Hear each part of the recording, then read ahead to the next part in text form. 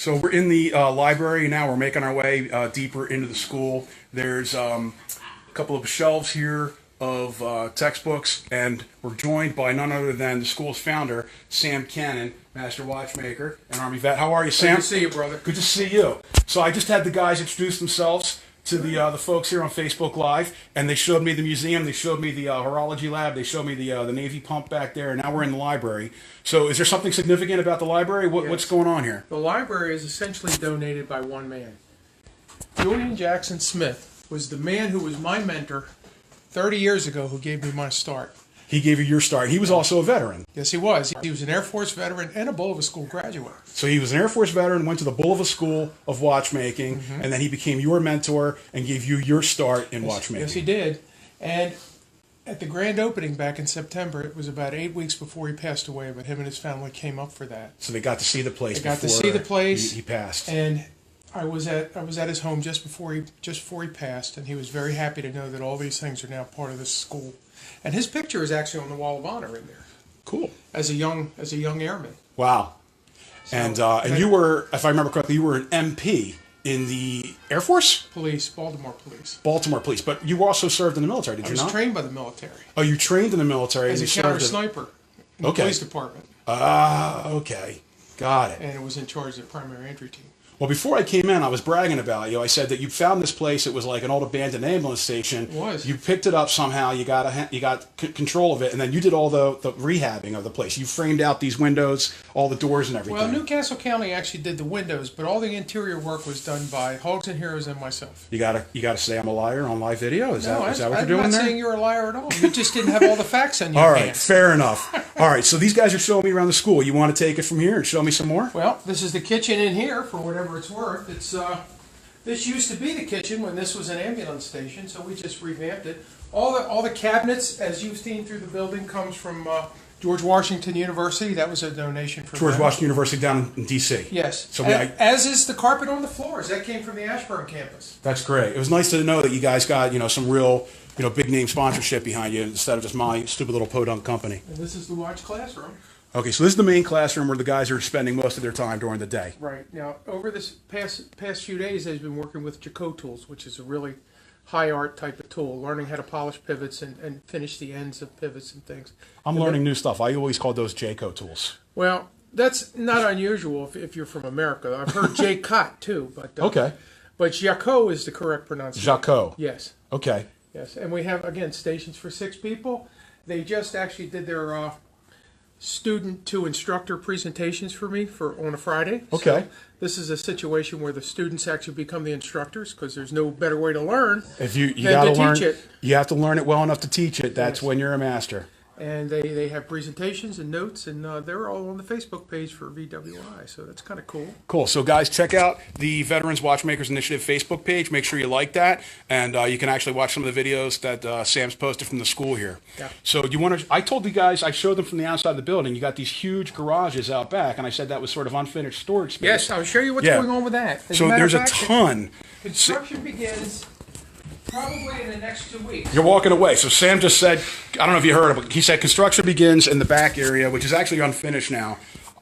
So this is the plans. In about 2 weeks. We're going to start construction back there in 2 weeks. And the first phase of construction is to remove the garage doors and remove 2 of the back windows. And then we'll install an emergency exit door in the front where one of the garage doors are, and we'll just frame around. And one of the windows becomes the door in the back. Then we have a secondary horology lab, which will become the main lab. Will include a jewelry repair lab, a smaller version of what we can use other than what we're using in here. A polishing room, and all our equipment room will be over to the left. And at that point, we'll be able to expand this school from 6 students to about 18, which will be pretty large. And I haven't said this on the video yet, but I've told people when I talk about the school that, most watchmaking schools, the student-teacher ratio is 6 students to 1 about 5, instructor. 6, yeah. And you're here at actually better than 3 to 1. So you've got fewer than 3 students for every 1 instructor. So this is actually the pinnacle of intensity for training for these guys. I think so. And part of this is challenging them in all aspects, including giving them the flavor of what it is to be involved in horology. Because horology is not just a job. It's basically a lifestyle. Well, it's a calling, maybe. It is, and as they delve more into the historical aspects of this, they begin to see that. Right. They begin to see how much of our day-to-day lives are changed by people that are unknown anymore, that were watchmakers. Right. I mean, a good example of that is Henry Ford. Well, I mean, I didn't know the history of watchmaking as it related to military history. I didn't know there was a military watchmaking school. That's not something I learned during my time in the Army. You have a watchmaking bench from the United States Army from 1942 in the museum. Right. The museum is actually really incredible. Considering how small a room it is, you've jam-packed a lot of memorabilia and historical artifacts in there. And really, these are priceless artifacts. If you didn't have them, who knows where they'd be, collecting dust, maybe being destroyed somehow. Well, the only thing that's not in there that will be in there as soon as I get the glass box is your watch. My Ventura. I just didn't want it in there until I had an extra layer of security, like in a glass box in the museum. That's funny, better. because the guys told me you've been wearing it and acting like it, like you're the big shot with a 57 Ventura. They've been known to lie. Okay, all right. Do you want to show me the back real quick, and then we'll wrap this up? God bless you. You're taking your chances going in there. But, we just received another watchmaker donation. Oh, real quick. And by the way, so what is this? These are from the Swatch Group USA. Swatch Group USA just gave you a huge donation of equipment and also a nice check, if I understand. Well, it was about $140,000 worth of equipment, and I'm very grateful for that. They've modified their program down at the Nick Hayek School, and they decided that these would be better utilized here because we teach more traditional watchmaking. And we're old school.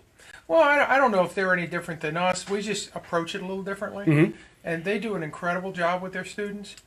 And I'm just grateful that they thought of us, and we're doing our best to try to make VWI worthy of what they've done. Right. So tell me about this job board behind you, because I've talked about this too. The job board is about 20 minutes or so of downloading jobs off the internet. I mean, they're literally all over the world. And now that the economy is improving, there are jobs here that are in the aircraft industry. They're looking for people that have horological backgrounds, watchmaker training. They start them at $30 an hour. $30 an hour. It's not bad for inside work. Yeah, assembling things, and literally all over the world are watchmaker jobs, from Florida to New England to Australia. Really some great opportunities to actually not just work and have a career, but see the world. Absolutely, and that's part of watchmaking. I mean, as long as I was a police officer, I never did anything. I became a watchmaker. I have friends all over the world.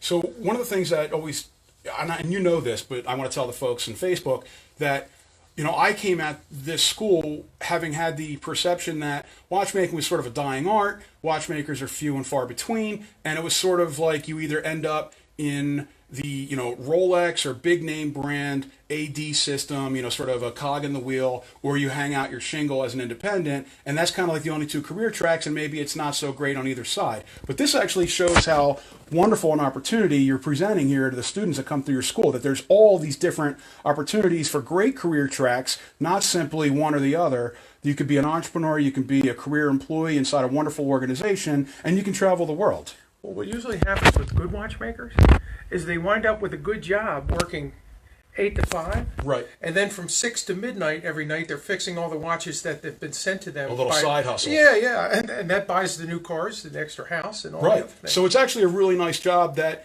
again, if you've got the skill set, your skills will always be in demand. I mean, as far as military goes and those that are disabled, there isn't a better fit anywhere. Right. Because a watchmaker can be trained, they can be disfigured, they can be in a wheelchair, they can be missing a limb. And they can do this in the corner of a bedroom and still make a very handsome salary. You don't need a lot of space. No. And what we do is we get those that come in for whatever reason don't want to work. We'll just give them an entire setup of equipment that's been donated. Right. That's why the room looks the way it does right now. All right. So let's